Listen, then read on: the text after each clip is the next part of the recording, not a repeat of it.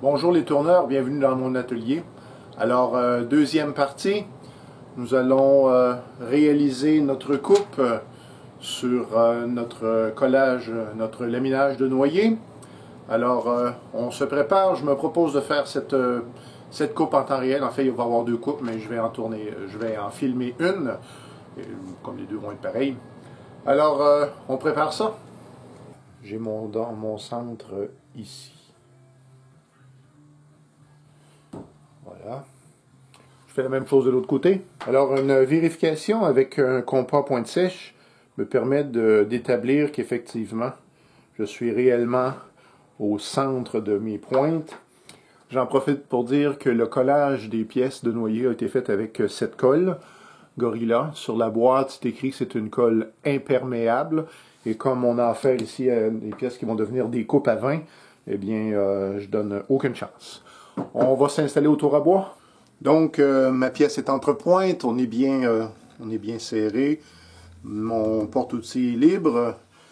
Et je vais donc, avec mon crayon, venir faire le traçage de mon tenon. On rappelle que la bonne vitesse est premièrement celle à laquelle vous êtes confortable.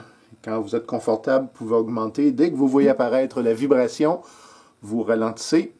Alors, dans mon cas, je vais comme ça. Ça devrait être suffisant. C'est 800 tours minute. Je pourrais.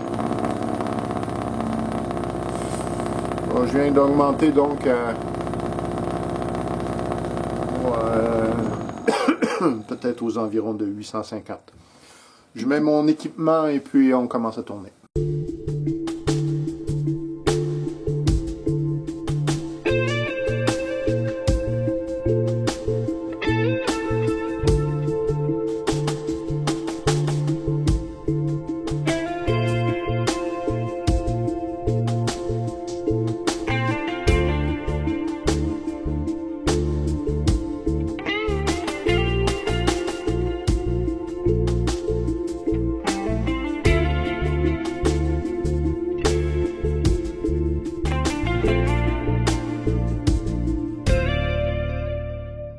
Bon, alors tourneur, j'y suis presque. Je me suis gardé une petite gêne de rien.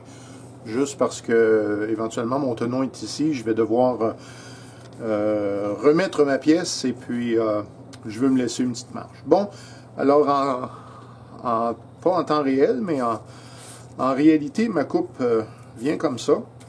Et là, si je suis bien mon dessin, la base de ma coupe est ici et mon tenon est là. Donc, c'est exactement ce que j'avais planifié. Donc, je vais tourner mon tenon comme ça.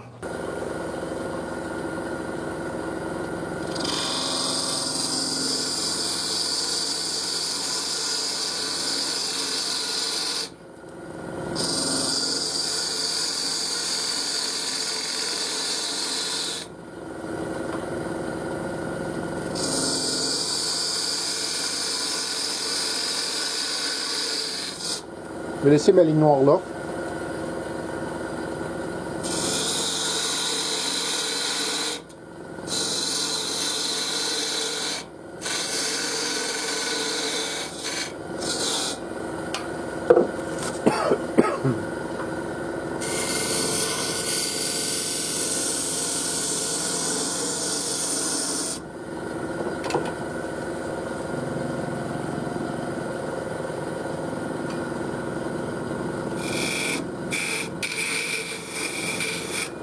Je fais une queue de ronde.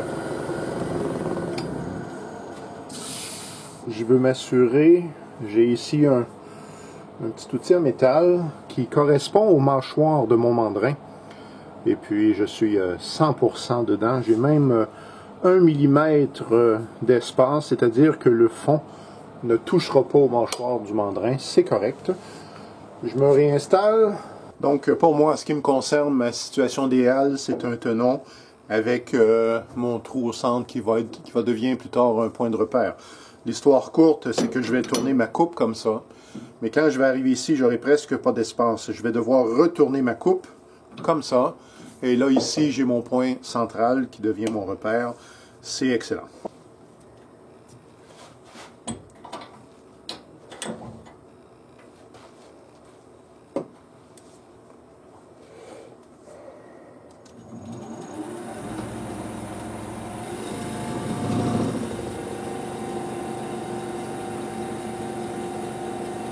« 1500 tours. »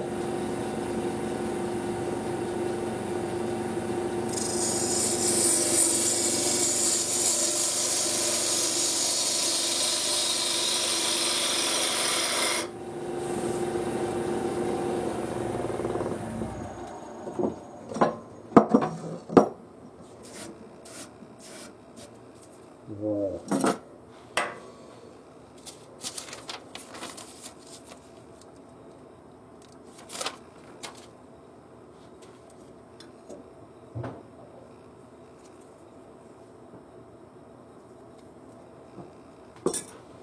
Donc,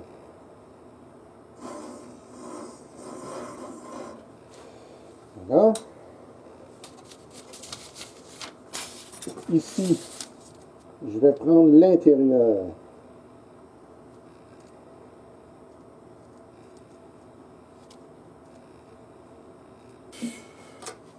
Bon. Alors, mon extérieur est 89 mm, 45 frais 45 mm frais 90, 44.5. Fait ça. Donc, mon milieu, 44.5, je fais une petite pointe. Et donc, ici, devient mon extérieur. Ensuite de ça, mon diamètre le plus grand est situé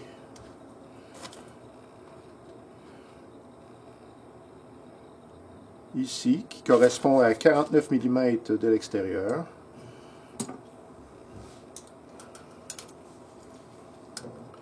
Donc, 49 mm, c'est ça ici.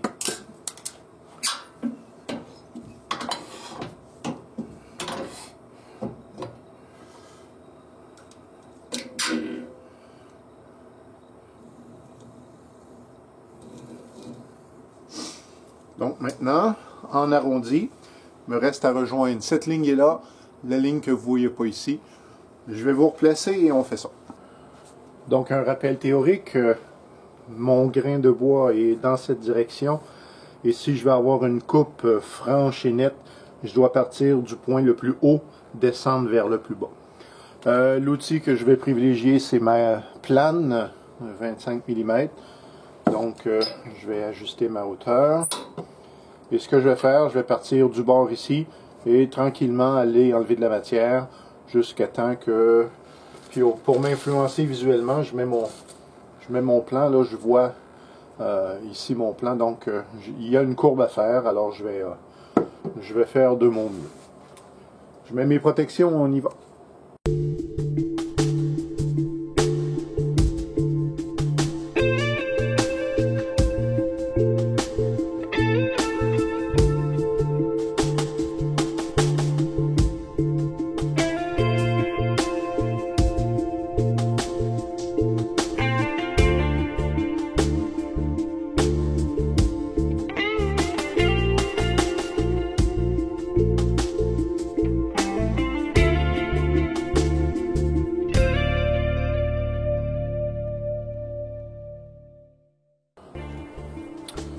Personnellement, j'aime bien orienter mon porte-outil dans le même sens que ma courbe. Sinon, je suis obligé de pousser dans la plane et j'aime moins ça, c'est moins propre comme coupe. Donc, on remarque que c'est beau, c'est net.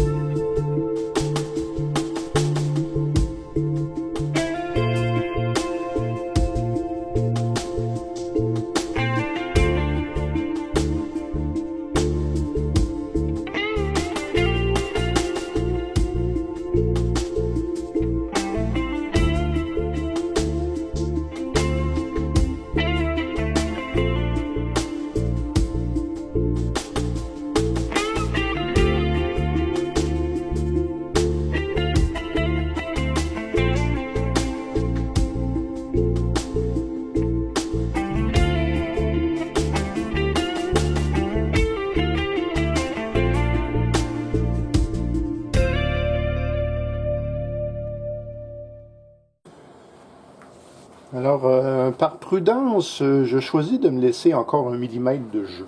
Je connais pas l'avenir. Et puis, je vais donc commencer à m'occuper de cette partie-ci.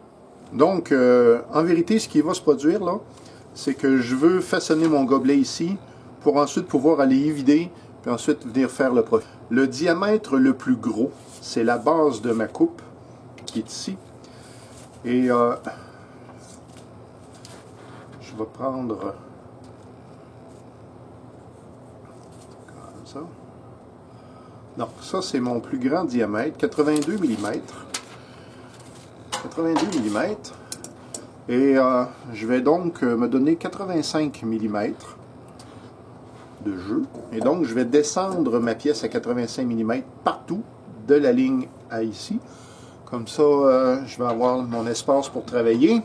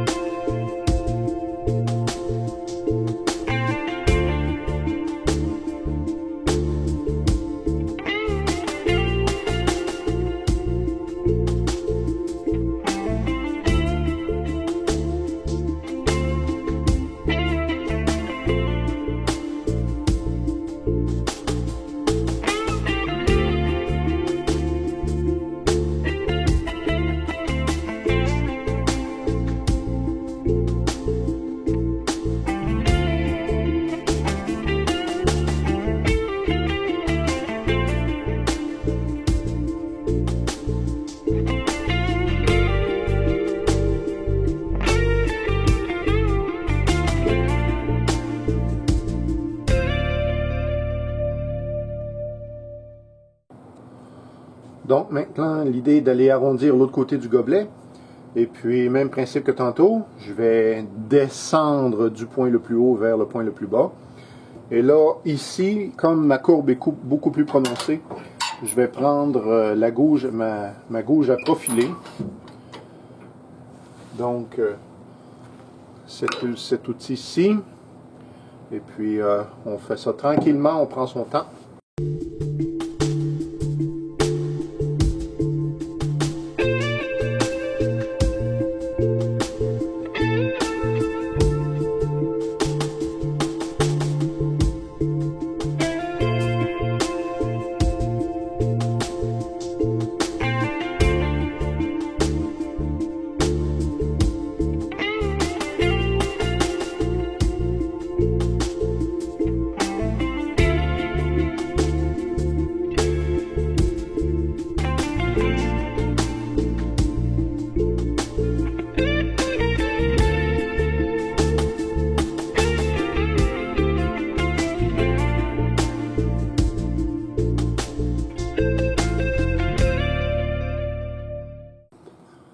Donc, je vais descendre, amincir encore un peu ici, histoire de finir, former ma coupe, enlever les restants, et puis je vous reviens après.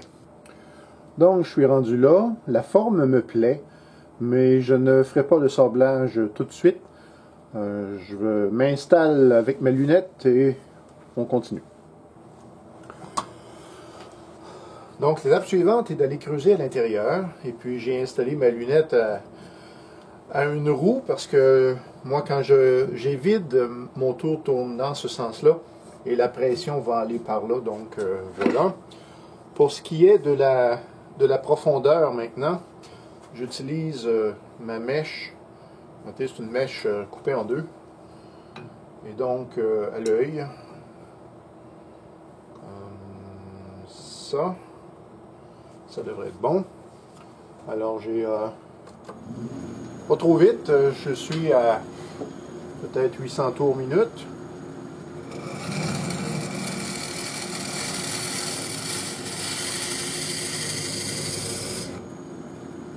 Donc c'est mon aimant qui sert de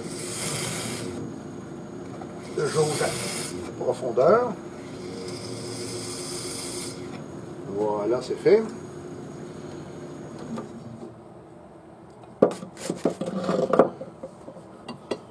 Pour tout de suite, j'ai plus besoin de la contrepointe.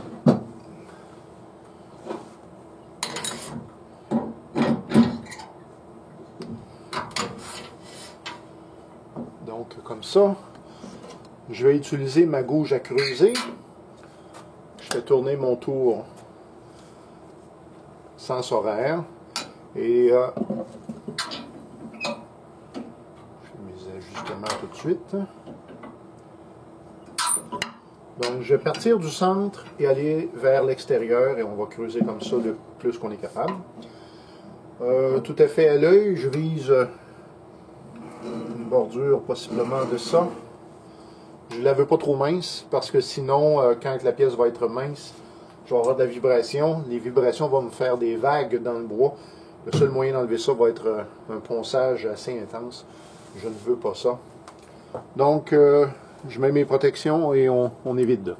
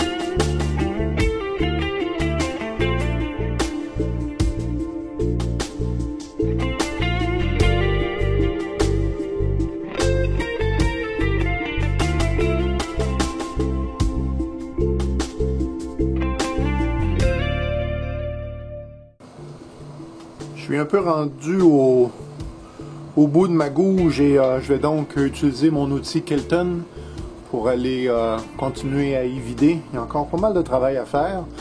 Je vous repositionne.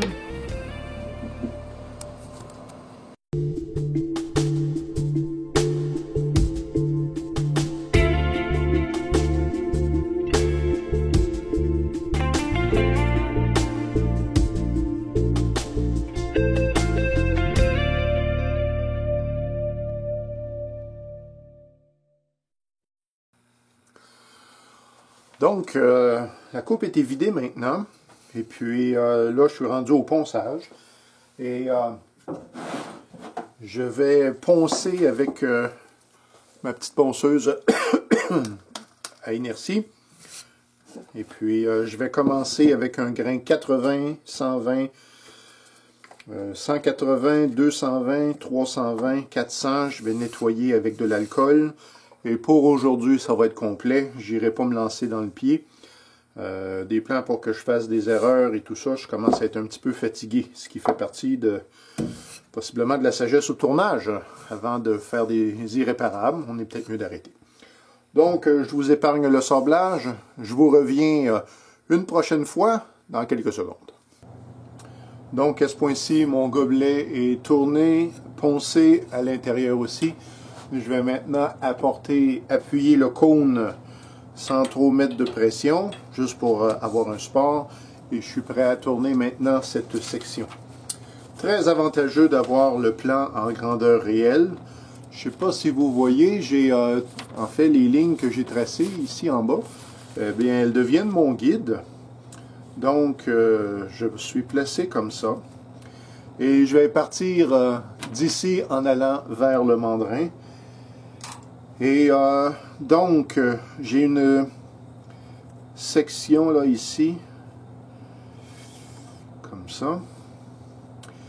Et je suis en train de réfléchir. Je crois que je vais réduire mon diamètre pour me donner de la place. Donc, ça, c'est pas mauvais.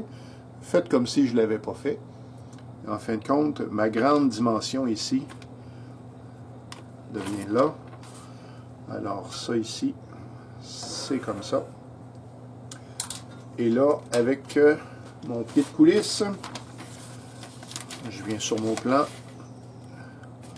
et j'établis que je suis à 39 mm. Je vais mettre 40.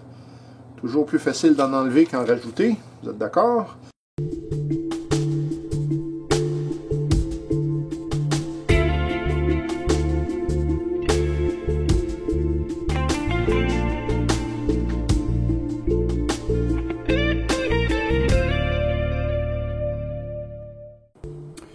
Donc, ma prochaine étape est de faire la jonction entre cette portion-ci et la courbe.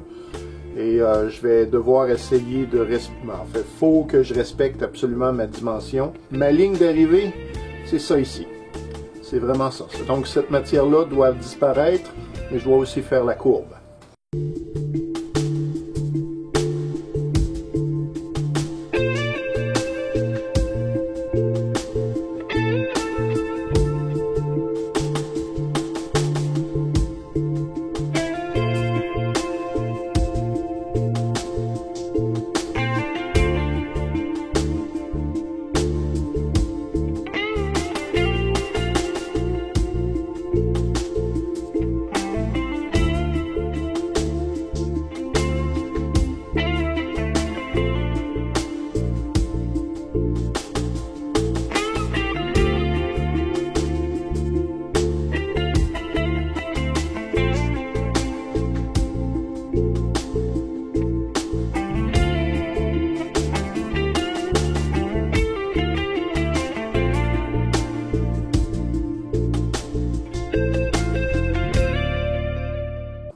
Il me reste des petites traces, mais je vais plutôt choisir de les enlever au ponçage parce que j'aime ma courbe ici. Je vous montre. Donc, en fait, je vais tirer votre œil sur la courbe qu'on voit ici. Et vous avez, peut-être dans l'ombre, vous la voyez mieux. Moi, je trouve que c'est, à mon œil, c'est bien, très bien. Donc, je vais plutôt prendre le papier à poncer. Un autre avantage très intéressant d'avoir un plan grandeur réelle, c'est que maintenant, j'ai plié ma feuille et je peux continuer. Donc, selon les courbes que je me suis faites, les traces que je me suis faites, là, je peux venir dessiner. Je vais faire la transition, la boule et l'autre transition. Donc, ici, là, ça c'est déjà marqué. Et ici. Donc, c'est peut-être pas super visible pour vous.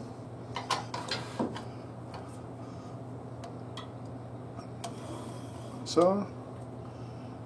Transition. Ça ici, c'est la boule. Ça va m'aider aussi. Bon. Voilà. Donc, ça va toujours être ça. Je vais aller chercher les transitions, les diamètres, jusqu'à me rendre au pied de la coupe.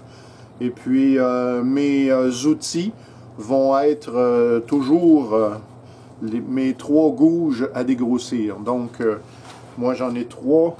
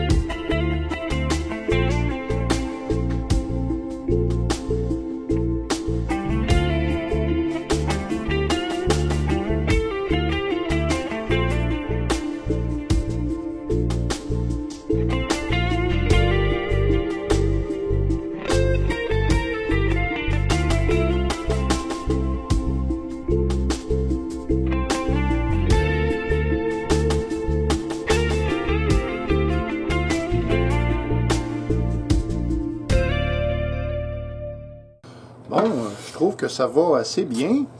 Et je vous dis pas de faire la même affaire, mais quand je regarde mon dessin et mes courbes, bon, c'est correct. Alors, ça prend la forme que je veux que ça prenne, en tout cas.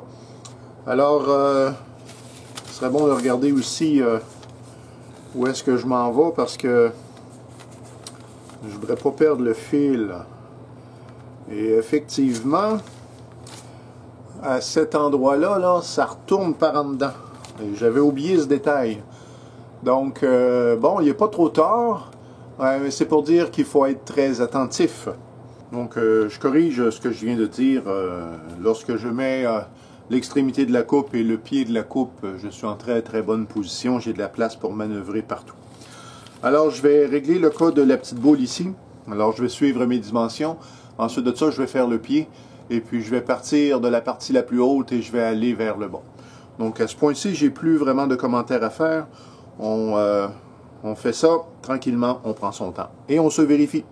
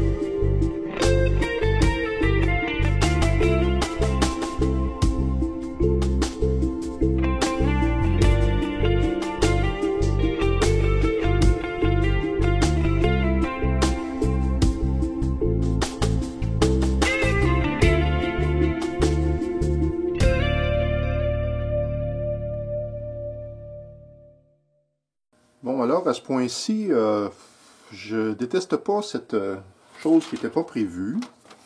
Je trouve que ça fait de la variété dans la forme. Et je crois que je vais laisser. J'ai pas l'intention de faire deux coupes absolument totalement identiques. Je veux pas... bon. Alors, si vous avez l'œil, hein, vous avez remarqué que je suis mince ici. Je vais devoir vivre avec. Bon, la bonne nouvelle, c'est que quand la coupe est debout, on ne le voit pas. Ça fragilise la coupe. Si la coupe devait tomber d'une table ou peut-être d'une armoire, j'aurais peur un peu. Mais je vais devoir vivre avec. Et la deuxième coupe, on sera plus prudent. Je vous épargne le sablage, le ponçage, je vous reviens après.